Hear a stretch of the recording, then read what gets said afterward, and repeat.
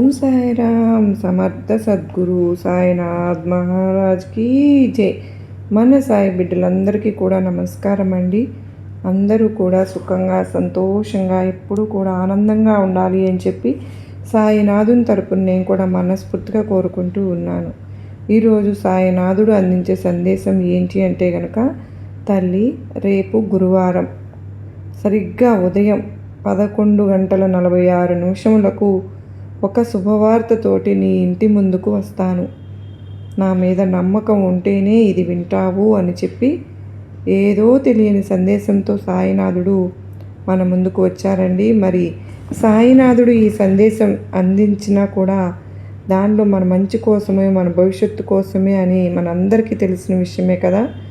మీరు ఎటువంటి చెప్పుకోలేని సమస్యలతోటి సతమతమైపోతూ ఉన్నా కూడా తెలియక ఎవరికి చెప్పుకోవాలో కూడా అర్థం కాక మీరు గనక బాధపడుతూ ఉంటే ఈ సందేశం మీకోసమే.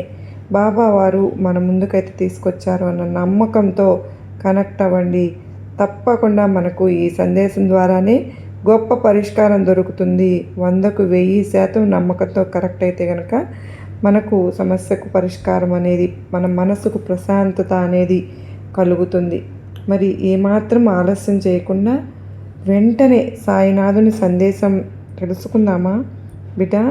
జీవితంలో ఎప్పటికప్పుడు కూడా ఏదో అంధకారంలో జరిగిపోతున్నాయిలే, ఏదో ఒక విధంగా జరుగుతుందిలే, కాలం ఇలా ముందుకు నెట్టుకుంటూ వెళ్ళిపోదాం, రోజులు గడిచిపోతూ ఉంటాయి, నా చేతుల్లో ఏమీ లేదు, నా జీవితం ఇంతకంటే అదృష్టం అనేది ఉండదు, నా తలరాత ఇంతే అని చెప్పి సరిపెట్టుకుని సర్దుకుపోతూ ఓర్పుని అనుభవిస్తూ తగ్గుతూ జీవితాన్ని నెట్టుకుంటూ వెళుతూ ఉన్నావు. అయితే ఇటువంటి అంధకారంలో పడి ఉన్న నీ జీవితంలోకి కూడా వెలుగులు అనేది రావడం కోసమే ఈ రోజున నీ జీవితంలో ఒక శుభవార్తతోటి నేనే స్వయంగా నీ ఇంటి ముందుకు రాబోతున్నాను.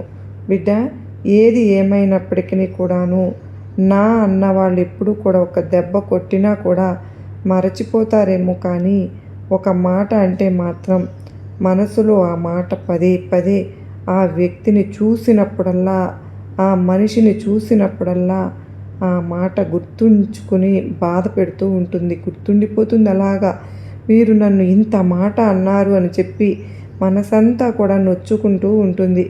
అలాగే అన్న వాళ్ళను ఎప్పుడు ఏ విధంగా అయితే మర్చిపోకుండా ఉంటామో, పడిన మాట ఏదైతే ఉంటుందో ఆ మాట మనిషిలో అనేక రకాలుగా ఒక స్ఫూర్తినైతే తీసుకొస్తుంది. అందుకే పెద్దలు చెబుతూ ఉంటారు, పడ్డవాళ్ళు ఎప్పుడూ చెడ్డవాళ్ళు కాదు అని.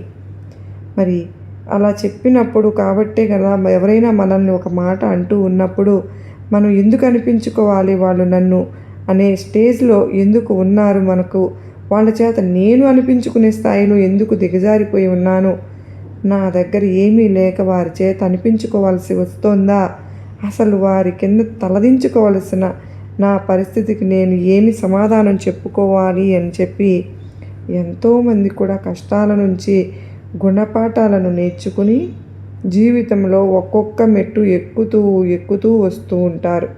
అలాగే పడ్డ చోటే వెతుక్కోవాలి అన్నట్లుగా ఎక్కడైతే అనిపించుకుంటారో, ఎవరైతే చిన్న చూపు చూస్తారో వారి చేతనే శభాష్ అనిపించుకునే విధంగా వారి జీవితంలో ముందడుగు వేసే ప్రయత్నం చేస్తారు. కనుకనే అంటే మనిషి పాఠశాలలో నేర్చుకునే పాఠాల కంటే కూడా జీవితం అనే ఈ యొక్క పెద్ద పాఠశాలలో నేర్చుకునే గుణపాఠాలే అనేక రకాలైనటువంటి అనుభవాలను నేర్పిస్తూ ఉంటాయి. ఇక్కడ ప్రతి వ్యక్తి కూడా నిత్య విద్యార్థిని. ఎందుకు అని అంటే ఎప్పుడు కూడా అన్నీ వచ్చు అనే ఘరానా కానీ గర్వం కానీ మనిషికి ఎప్పుడూ ఉండకూడదు. ఎప్పటికప్పుడు మనకు తెలియని విషయాలు, మనం నేర్చుకోవలసిన విషయాలు, ఏదో ఒక విషయం ఎవరో ఒకరి దగ్గర తెలుసుకోవలసి వస్తుంది, నేర్చుకోవలసి కూడా ఉంటుంది.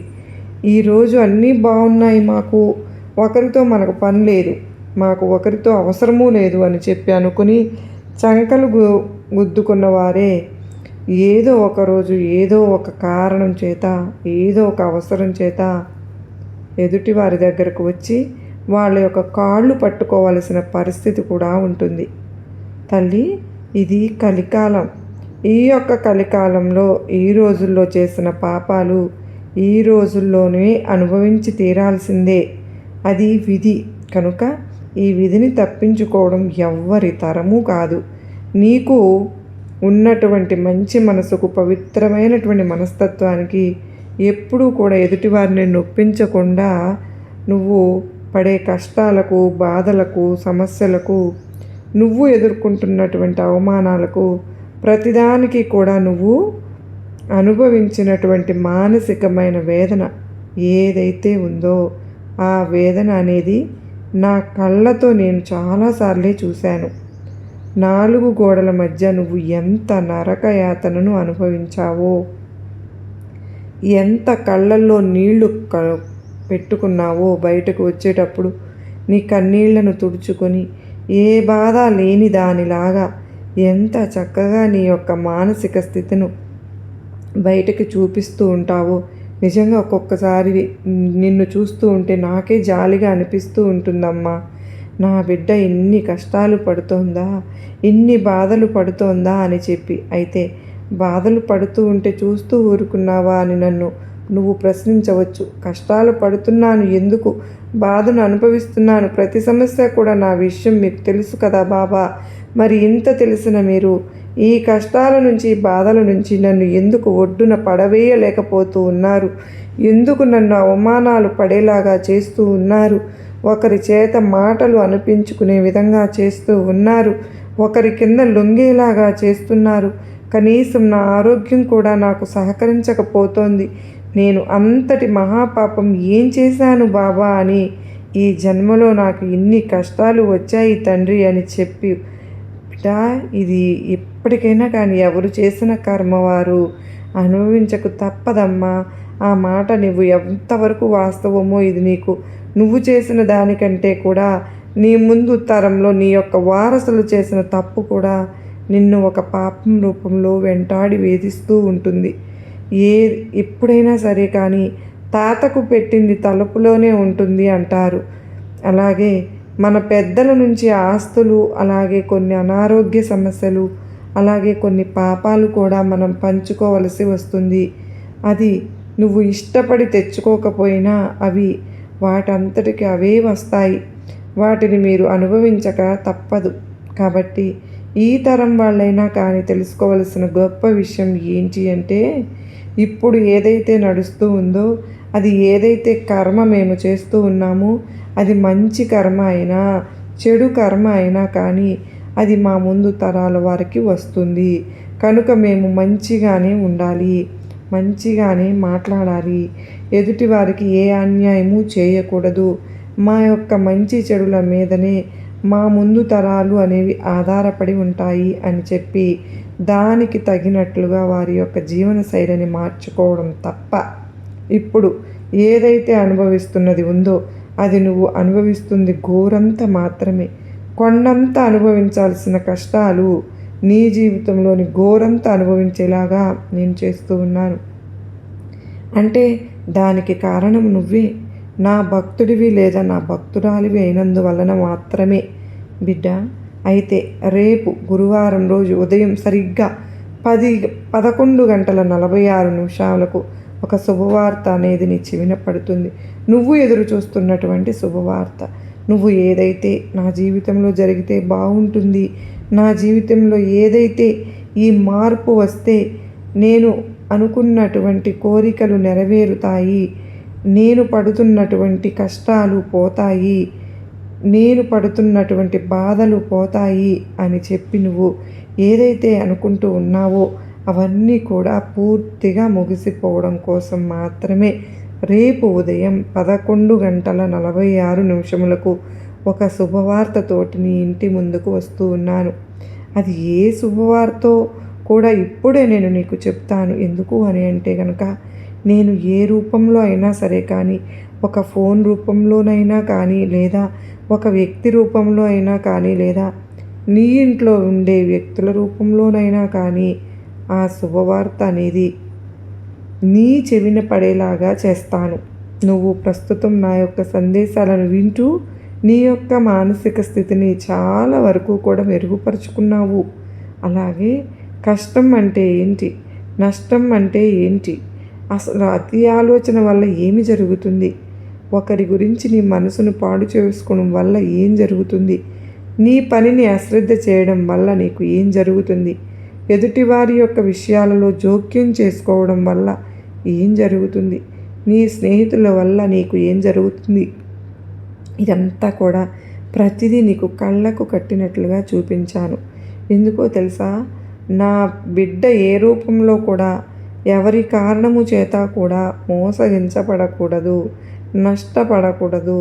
నా బిడ్డకు ఏ విధముగానైనా సరే కానీ లాభం రావాలి తప్ప నష్టం అనేది జరగకూడదు అన్న ఉద్దేశమే నా యొక్క మనోభావం. కనుక నేను నీకు అందిస్తున్నటువంటి శుభవార్త ఏంటి అంటే కనుక, బిడ్డ, నీ జీవితంలో నీ యొక్క జీవిత భాగస్వామికి సంబంధించి చాలా వరకు మానసిక వేదనకు గురి అవుతూ ఉన్నావు. నా భాగస్వామి నేను చెప్పినట్లుగా వినడం లేదు, నేను చెప్పిన మాటను అశ్రద్ధ చేస్తూ ఉన్నారు.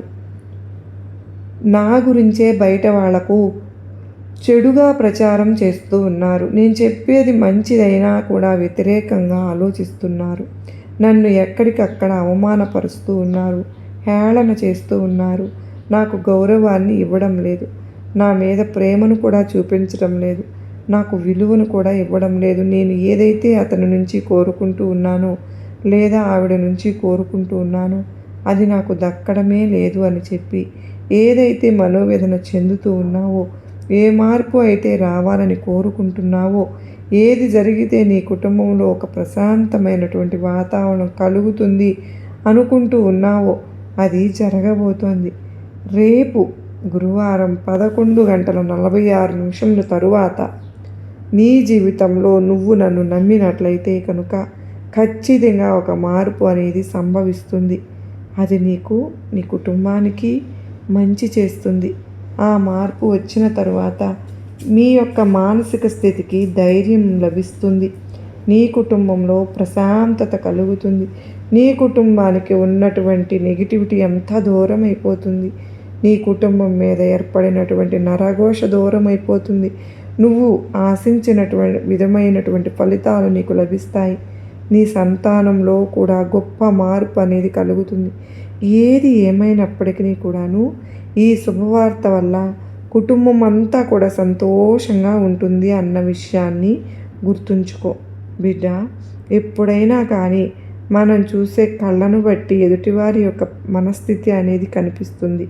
పచ్చకామర్ల వ్యక్తికి లోకమంతా పచ్చగా కనిపిస్తూ ఉన్నట్లుగా నువ్వు మనసులో ఆ వ్యక్తి మంచివాడు కాదు అని చెప్పి ఆలోచనతోటి ఏ వ్యక్తి గురించి అయితే నువ్వు అనుకుంటూ ఉన్నావో ఆ వ్యక్తిని కనుక నువ్వు గమనించుకుంటూ ఉన్నట్లయితే ఖచ్చితంగా ఆ వ్యక్తి ఎంత మంచి పని చేసినా నీకు చెడుగానే కనిపిస్తుంది. ఒక వ్యక్తిని నువ్వు కనుక ఈర్ష్యతోటి చూస్తే ఆ వ్యక్తి ఏ పని చేసినా కూడా నీకు ఈర్ష్యే కలుగుతుంది. అలాగే నువ్వు చూసే చూపును బట్టి, నీ యొక్క మనోభావాన్ని బట్టి, ఆ వ్యక్తి యొక్క కదలికలను బట్టి, ఆ వ్యక్తి యొక్క మానసిక స్థితి ఏదైతే చెప్తుందో, నీ యొక్క మానసిక స్థితి ఏదైతే చెప్తుందో అదే నిజమని నమ్ముతావు. కనుక మనసుని ఎప్పుడూ కూడా పాజిటివ్గా ఉంచుకోవాలి. మనసులో ఆలోచనలు అనేవి పాజిటివ్గా రావాలి. ఎందుకంటే ఒకరి గురించి నువ్వు ఈర్ష్యను చూపించినా, అసూయను చూపించినా, కోపాన్ని చూపించినా, నీ యొక్క మనసు అనేది కోపానికి గురి అయినప్పుడు, ఈర్ష్య పడుతూ ఉన్నప్పుడు, అసూయ పడుతూ ఉన్నప్పుడు నీ యొక్క బాడీలో ఏదైతే హార్మోన్లు ఉంటాయో అవి ఈర్ష్యగానే, అసూయగానే ఒక చెడు హార్మోన్లను రిలీజ్ చేస్తుంది.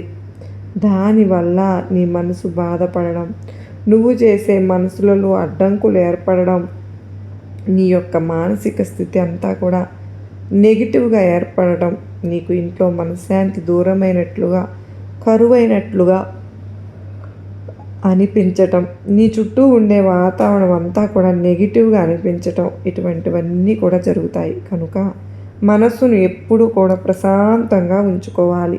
నువ్వు ఆలోచించే ఆలోచనలను బట్టే నీ యొక్క శరీరపు ఆరోగ్యం అనేది ఆధారపడి ఉంటుంది అన్న విషయాన్ని గుర్తుంచుకో. నాకు ఎందుకు సమస్యలు వస్తూ ఉన్నాయి అని నువ్వు అనుకున్నప్పుడు నీకంటే ఎక్కువ సమస్యలు పడుతున్న వారికంటే నేను చాలా వరకు కూడా బెటర్ స్థానంలో ఉన్నాను కదా అని చెప్పి ఆలోచించుకోవాలి. నీకంటే గొప్ప వాళ్ళను చూసి ఏది కూడా నాకు లేదు అని బాధపడకూడదు. నీకంటే తక్కువ ఉన్న వాళ్ళని చూసి వాళ్ళ మీద నేను చాలా వరకు కూడా బెటరే కదా అని చెప్పి ఆలోచించుకోవాలి. బిడ్డ, ఏదైనా కానీ నీ యొక్క మనసు చేసే ఆ యొక్క ఆలోచనను బట్టే కదా మరి ఆరోగ్యం, నీ కుటుంబం క్షేమం, నీ యొక్క ఎదుగుదల, అలాగే నీ యొక్క డబ్బు ప్రతిదీ కూడా ఆధారపడి ఉంటుంది. కనుక ప్రస్తుతం ఏం జరుగుతుందో దాని గురించి ఆలోచించు. అతిగా ఆశపడడం కానీ, అతిగా కోపం తెచ్చుకోవడం కానీ, ఇవి రెండూ కూడా మనిషిని గొల్ల చేస్తాయి అన్న విషయాన్ని గుర్తుపెట్టుకో. ఎప్పుడు కూడా సంతోషంగా ఉండడానికి ప్రయత్నం చెయ్యి. నువ్వు సంతోషంగా ఉంటూ నీ చుట్టుపక్కల ఉండే నలుగురిని కూడా సంతోషంగా ఉంచే ప్రయత్నం చేస్తూ ఉంటే గనుక నీ జీవితంలో నువ్వు ఆ భగవంతుడు ఇచ్చినటువంటి ప్రతి క్షణానికి కూడా నువ్వు న్యాయం చేసిన దానివి అవుతావు. కనుక ఈ విషయాన్ని మాత్రం ఎప్పుడు కూడా మరచిపోవద్దమ్మా. నీ బాబా నీ కోసం ఎప్పుడు కూడా ఎటువంటి సందేశాల రూపంలో ఇస్తున్నటువంటి వాటిని నీ మనసుకు పట్టించుకుని ఆ విధంగానే ఆలోచించి ఎప్పుడు కూడా మంచి మార్గంలో నా బిడ్డ ఉండాలి. ఎంతోమంది నీ మీద అనేక రకాలుగా నరదిష్టిని చూపిస్తూ ఉన్నారు. అందులో కూడా అయినవారు అవ్వడం నిజంగా దురదృష్టం. కనుక ఆ నరదిష్టిని తొలగించుకోవడం కోసం నువ్వు ప్రతిరోజు కూడా రాత్రి పడుకునేటప్పుడు రాళ్ల ఉప్పుతోటి దిష్టి తీసివేసుకోవడం మాత్రం మర్చిపోవద్దు. ఇంట్లో నిత్యము దీపారాధన చేసుకోవడం మర్చిపోవద్దు. ఇంటి ముందు గుమ్మడికాయను మాత్రం ఎప్పటికప్పుడు పాడైపోయిన వెంటనే తీసివేయాలి. అలాగే ఇంట్లో ఎప్పుడు కూడా గొడవ వాతావరణం అంటే రణరంగమైనటువంటి వాతావరణం అనేది తీసుకురానివద్దు. మంచి అలవాట్లకు దగ్గరగా ఉంటూ చెడు ఆలోచనలకు దూరంగా ఉంటూ ఏది మంచో ఏది చెడో దాని గురించి ఆలోచిస్తూ అతి ఆలోచనలు చేయకుండా ప్రస్తుతానికి ఎంజాయ్ చేస్తూ జీవితాన్ని సంతోషంగా ఆస్వాదించడం నేర్చుకో. ఎందుకు అంటే నేను ఏది చెప్పినా కూడా నీ మంచి కోసమే. ఈ మధ్య చాలా వరకు కూడా జరగని విషయాల గురించే ఎక్కువగా ఆలోచిస్తూ ఉన్నావు. మారని మనుషుల గురించి మార్చే ప్రయత్నం చేస్తున్నావు. అలాగే అసలు నీకు సంబంధం లేని విషయాల గురించి ఇది నాది అన్నట్లుగా అతి ఆలోచన చేస్తూ ఉన్నావు. ఈ ఆలోచనల వల్ల నువ్వు సాధించేది ఏది కూడా ఉండదు.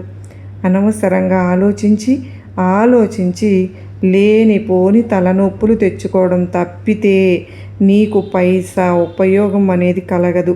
కనుక ఏదైనా సరే ఉంటే నీ తెలివితేటలను ఉపయోగించి నీకు వచ్చే నష్టాలను దూరం చేసుకోవడం తప్పితే నువ్వు ఆలోచించడం వల్ల ఎటువంటి లాభము రాదు అనే విషయాన్ని మాత్రం ఖచ్చితంగా నువ్వు గుర్తుంచుకుని తీరాలి.